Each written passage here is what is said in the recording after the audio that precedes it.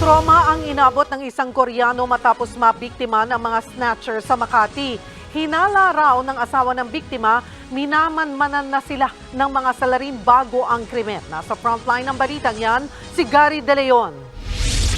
Sa kuwang ito ng CCTV nitong Sabado, makikitang tumatawid ang grupo na ito sa pedestrian lane sa Makati Avenue sa Makati City. Kabilang sa mga tumatawid, sina Leng Recluso, asawa niyang Koreano at dalawa nilang kaibigan.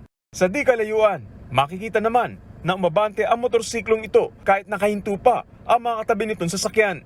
Dumaan ang motor sa gilid ng tumatawid na grupo, sabay hinablot ng angkas ang bag ng Koreano. Sinubukan pa ng ilang gwardiya na habulin ang riding in tandem, pero bigo sila. Armado daw ng baril ang riding in tandem, kaya natakot na rin ang ilang nakakita na harangin sila. Nitry nila hinabol pero wala pa din eh. Ayan guys, naanoon kami, nadukutan kami ng clutch bag. Grabe, ang bilis talaga ng motor kanina. Sinubukan din ng barangay na habulin ang riding in tandem, pero hindi na sila natunton. Tingin daw ng asawa ng biktima ay minanmanan na sila ng mga sospek bago ang krimen. Parang feeling ko may sumusunod na sa amin sa likod. Pero nasabihan na namin si Opa na marami talagang hablutan dito. Kaya yung yung clutch bag, yung sling, ipasok sa kamay.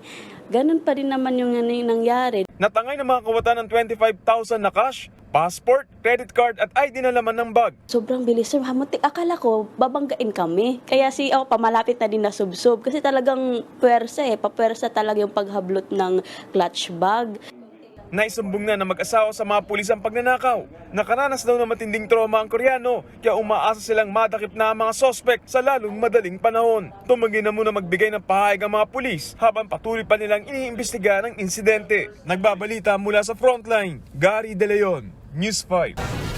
Mga kapatid, Cheryl Cosing po, huwag maging bilis at maging una sa lahat para sa tuloy-tuloy na balitaan at karagdagang impormasyon sa mga napapanahong issue ng lipunan. Tumutok lamang at mag-subscribe sa social media pages ng News 5.